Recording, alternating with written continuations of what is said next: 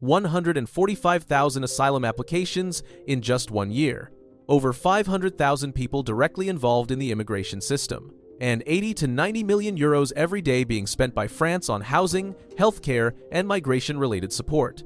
If you think these are just numbers on paper, stay until the end of the video, because these very numbers are changing France day by day. Right now, senior officials confirm the French government is preparing to activate a state of emergency on migration. This means tightening borders, restricting the asylum system, and partially suspending immigration procedures.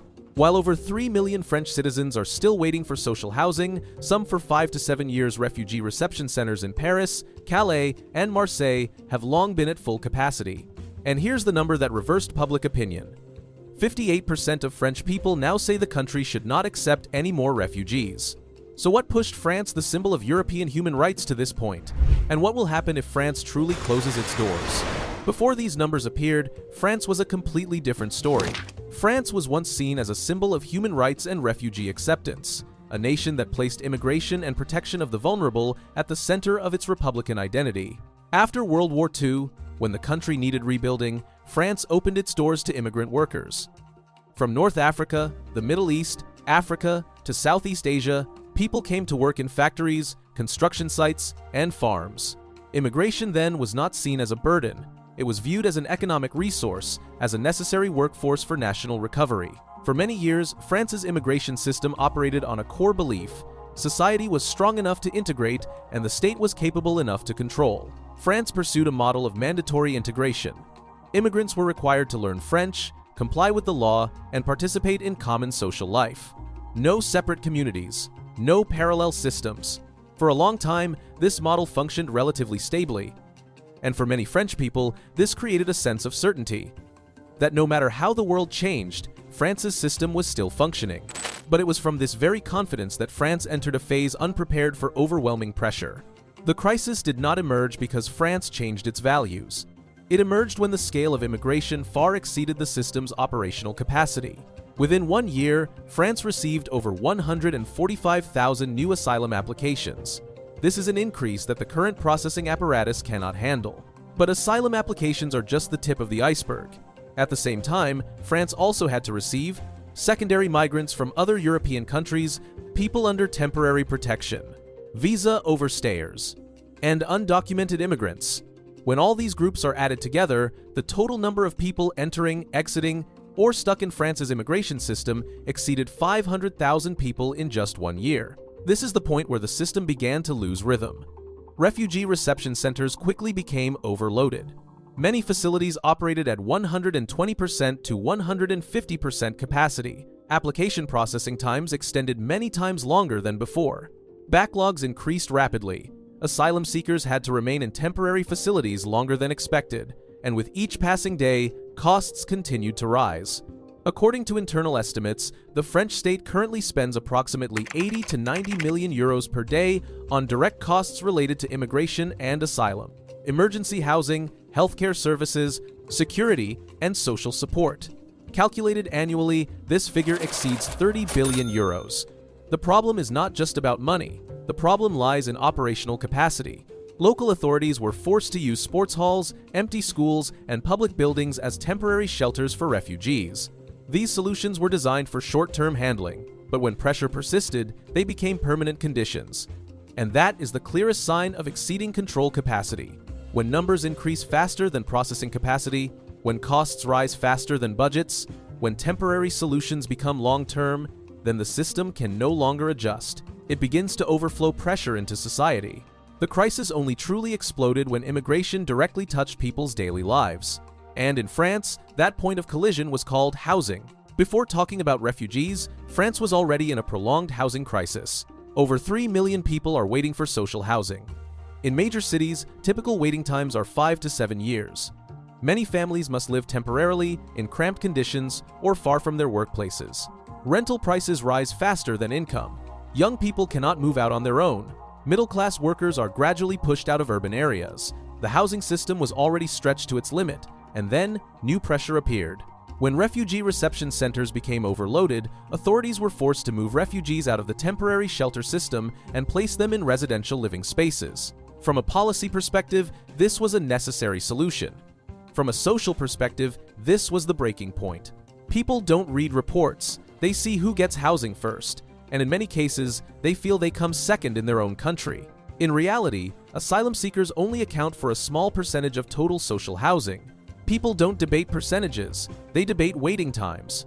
About fairness.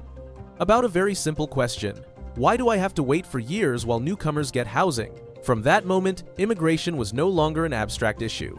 It became a story about apartments, neighborhoods, schools, parking lots, and when issues touch living spaces, society reacts faster than any debate. Frustration spreads, trust declines, and the feeling of being left behind becomes increasingly clear. Not because all immigrants cause the housing crisis, but because the system lacks the capacity to allocate under overload conditions. Housing became the psychological flashpoint. From there, the immigration story moved to a new phase, no longer about whether or not to accept, but about who is paying the price. And in that question, many French people believe they are the ones bearing the loss. An important thing to understand: France is not alone in this crisis. Germany, the country that once accepted over 1 million refugees in 2015, is now facing a strong wave of opposition from public opinion. Sweden, the symbol of open policy, has tightened immigration laws most severely in 30 years. Italy faces crisis as tens of thousands of people cross the Mediterranean from North Africa. The Netherlands, Austria, Denmark, all are adjusting policies toward restriction. Let's be clear about costs. 80 to 90 million euros per day is not just an accounting figure. It equals the healthcare budget of 15 large hospitals or funding for 200,000 university scholarships per year. Meanwhile, France's public healthcare system is short, 10,000 nurses, public schools lack teachers, infrastructure is deteriorating. People see this and ask, why isn't their tax money being used to repair schools, but instead goes into a system they feel has lost control? This is not a debate about morality. This is a debate about allocating scarce resources under strained conditions. Data from recent polls show a worrying shift. 58% of French people say no to accepting more refugees. But that's just the surface. When asked deeper, 72% believe the immigration system is completely out of control. 65% think the government prioritizes immigrants over citizens. 81% worry about the ability for cultural integration in the future. These numbers don't stem from hatred, they stem from anxiety. Anxiety about the future, about identity, about the ability to maintain the quality of life that previous generations built. When a democratic society reaches the point where the majority feels out of control, extremist parties will grow. Not because they have better solutions, but because they are the only choice talking about the problem people are living with every day. By this point, one thing has become very clear. What's happening in France is not a temporary political reaction, nor a familiar ideological debate. It is the result of a series of overlapping pressures, from an immigration system exceeding capacity to a prolonged housing crisis, and finally to direct collision with people's lives. When these problems exist separately, society can still endure, but when they meet at the same point, everything begins to change very rapidly. In France, that meeting point is living space. It's apartments, it's neighborhoods. It's where people perceive injustice with their own eyes, without needing reports or statistics.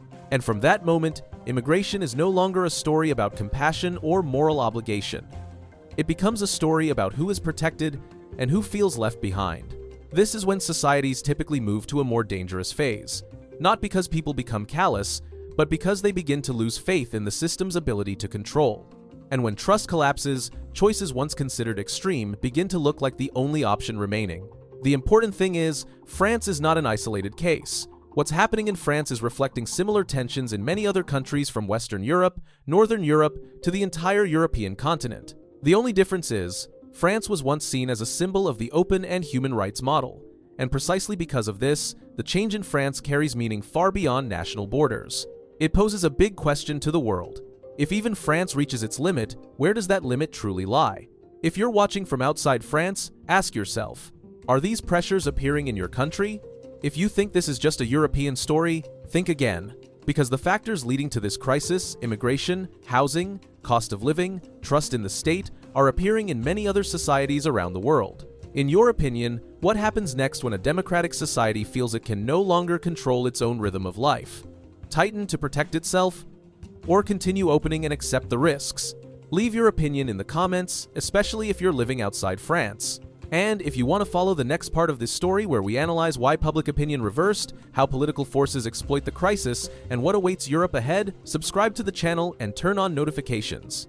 Because what's happening in France may very well be just an early sign of a larger wave.